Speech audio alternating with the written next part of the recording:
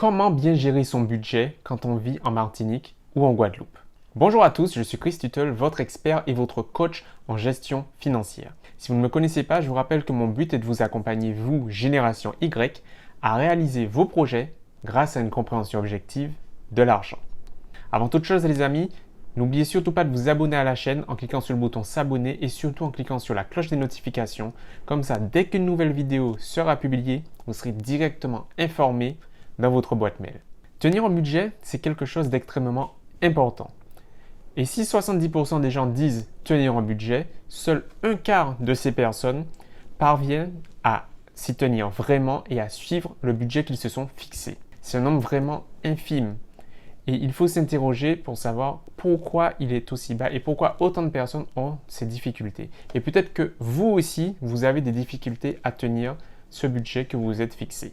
Alors chez nous en Martinique ou c'est pareil en Guadeloupe, la vie est particulièrement différente. Cela s'explique par de nombreux facteurs, que ce soit la cherté de la vie, les politiques économiques qui sont mises en place localement, mais également cette difficulté d'accès à l'emploi, particulièrement pour nous, génération Y. Ce qui fait qu'avec ce petit cocktail, en fait, tenir un budget est assez différent, est assez aussi compliqué. Et le bien-être financier que l'on souhaite tous obtenir n'est pas aussi accessible ou du moins pas de la même façon.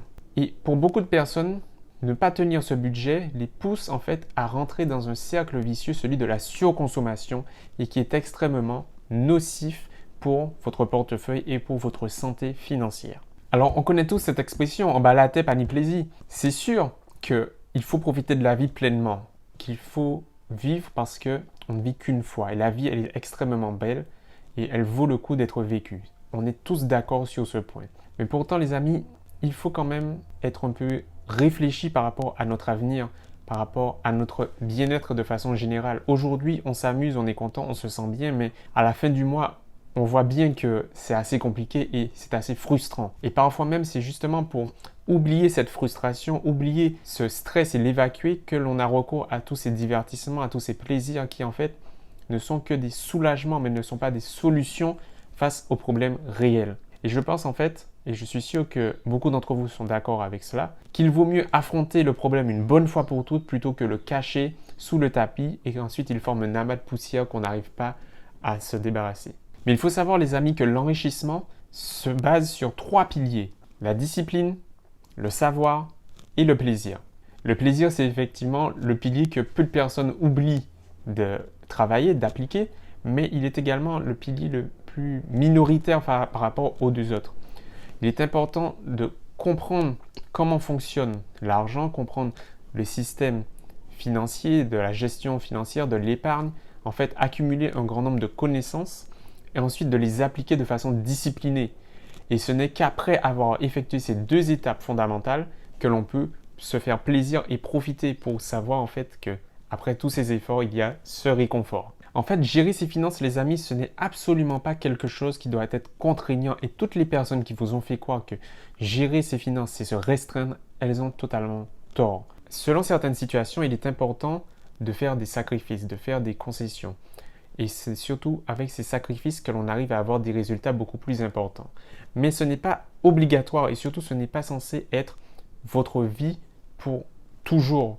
C'est comme cela pour une certaine durée peut-être, mais ensuite, une fois que vous arrivez à augmenter votre niveau de vie, à accumuler en fait des réussites supplémentaires, il est possible de vous faire de plus en plus plaisir.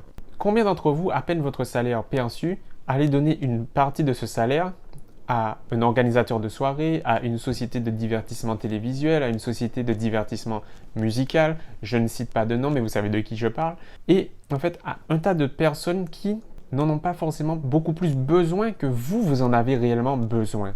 Est-ce qu'en fait la contrepartie que vous obtenez de tout cela est réellement nécessaire par rapport à ce que vous avez réellement besoin? C'est une question que je vous pose et je n'ai pas la prétention d'avoir la réponse pour vous. C'est simplement une piste de réflexion que je vous donne et que je vous invite à aborder pour savoir si vous êtes vraiment dans une bonne utilisation ou non de votre argent. En fait, la question c'est: est-ce que la contrepartie que j'obtiens en échange de mon argent est suffisamment convenable pour moi? Si la réponse est oui, alors il n'y a aucun problème. Mais si ce n'est pas le cas, alors pourquoi en quelque sorte jeter votre argent de cette façon? Tout au long de l'année, en plus, on est accompagné par des périodes festives qui sont l'occasion pour nous de se détendre et de se changer les idées. Que ce soit Noël, le carnaval, Pâques, les grandes vacances, bref, les occasions ne manquent pas pour se divertir et surtout pour dépenser de façon assez rapide et pas mesurée. En fait, ce que je veux vous proposer, les amis, c'est de pouvoir profiter de tous ces moments sans avoir à sacrifier ensuite vos finances ou sacrifier des choses dont vous pourriez avoir besoin par la suite. Pour cela, en fait, c'est pas très compliqué. Il suffit tout simplement de mettre en place un budget efficace et un budget qui est adapté à vos objectifs, à votre situation.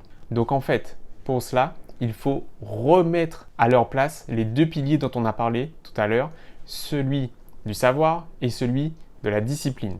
Avec ces deux piliers bien solides, bien ancrés, il est beaucoup plus facile pour vous d'avoir le budget qui sera adapté à votre situation et le budget qui va répondre à vos attentes. Maintenant, je vais vous expliquer comment faire concrètement pour y arriver. Alors, pour faire un budget, les amis, c'est très simple. Je vais vous montrer comment vous pouvez faire vous aussi votre budget de façon très rapide et ensuite l'adapter tous les mois. Ça commence par deux colonnes. Première colonne, c'est vos recettes. Ce qui rentre dans votre portefeuille. Ça peut être votre salaire ou vos loyers si vous percevez des loyers, si vous êtes rentier, des dividendes si vous avez des parts dans une société, des royalties si vous avez écrit un livre, etc. La deuxième colonne, elle correspond à tout ce qui sort de votre portefeuille. Ces dépenses, elles sont en diverses catégories, mais il faut déjà toutes les lister. Peu importe le montant, peu importe à quoi ça a servi, il faut les lister. Donc, c'est votre loyer, les factures d'électricité, les frais de transport, les courses au supermarché. Ça peut être également, ou du moins c'est également, votre abonnement Netflix tous les mois. Ce sandwich que vous avez acheté juste avant d'aller au travail lundi matin. C'est également votre cotisation pour votre club de sport. Et puis, bien sûr, tout ce que vous mettez de côté, toutes vos économies pour votre retraite, pour financer un voyage, pour votre compte de secours, puisqu'il faut prévoir, les amis, c'est très important, pour payer vos dettes également. Par exemple, une facture ou un loyer qui n'aurait pas été payé, ça arrive, mais il faut le mettre également dans votre catégorie de dépenses, puisqu'il faut rembourser cette dette. Une fois que c'est fait, vous faites le total, la somme de vos recettes. S'il n'y en a qu'une, le calcul est vite fait. Vous faites ensuite la somme de vos dépenses. Peu importe le montant, les amis, c'est très important. Il faut les lister. Vous avez ensuite le total. Combien de dépenses, combien mensuellement vous payez en termes de dépenses? Combien mensuellement sort de votre compte et combien mensuellement rentre dans votre compte? Ce que vous faites ensuite, dépenses moins recettes, vous permet de voir à combien vous êtes à la fin du mois sur votre compte. Si vous êtes à l'équilibre, autant de dépenses que vous avez de recettes, c'est bien, mais il faut faire attention parce que si jamais il y a un imprévu, vous pouvez très vite tomber en négatif, c'est-à-dire avoir plus de dépenses que de recettes. C'est pas bon. C'est très dangereux et il faut changer ça au plus vite. Changer ça au plus vite en faisant quoi? En diminuant sur vos dépenses. Déjà, diminuer sur ces dépenses facultatives au maximum et diminuer ensuite sur ces dépenses obligatoires, puisque peut-être que certaines d'entre elles ne sont pas si obligatoires que cela. Donc, il faut bien vérifier, mais d'abord commencer par cette catégorie. Une fois que c'est fait, vous allez pouvoir vous retrouver à l'équilibre. C'est une bonne chose. Mais l'objectif, les amis, pour bien gérer votre budget, surtout ici aux Antilles, en Martinique ou en Guadeloupe, c'est d'avoir un solde positif. Avoir donc plus de recettes que de dépenses. Et ça, c'est exactement ce que l'on veut. Parce qu'on a beaucoup plus de sérénité et un grand bien-être financier, tout simplement. Ça se passe comment? En appliquant justement ce budget, en voyant comment il est possible d'améliorer la façon dont vous utilisez votre argent. Et si vous l'utilisez déjà d'une très bonne façon, tout ce que vous avez à faire, c'est un petit plaisir supplémentaire pour vous féliciter, pour récompenser ce travail que vous faites. Et ensuite, voir comment vous pouvez encore l'améliorer. Si vous souhaitez aller plus loin, je vous offre un bilan personnalisé et analysé par moi-même qui vous permet de faire un point sur votre situation financière actuelle et voir par quels moyens il est possible de l'améliorer et d'atteindre vos objectifs. Si ça vous intéresse, les amis, c'est dans la description de la vidéo que ça se passe.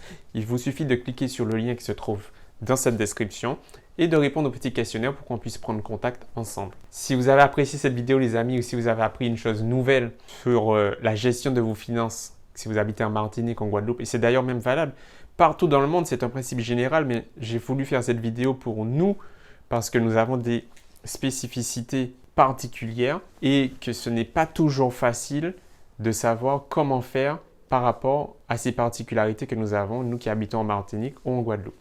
Donc, si ça vous a intéressé, si cette vidéo vous a été utile, dites-le moi dans les commentaires. Faites-moi savoir que vous avez apprécié ou qu'est-ce que vous auriez aimé voir de mieux, évidemment. Et puis surtout, likez la vidéo, partagez-la auprès de vous, qu'un maximum de personnes puissent la voir, parce que je suis sûr qu'elle pourrait être utile à un grand nombre d'entre nous. En attendant la prochaine vidéo, les amis, n'oubliez pas de vous abonner à la chaîne si ce n'est pas encore fait en cliquant sur le bouton s'abonner. Prenez soin de vous, portez-vous bien et à très vite. Bye!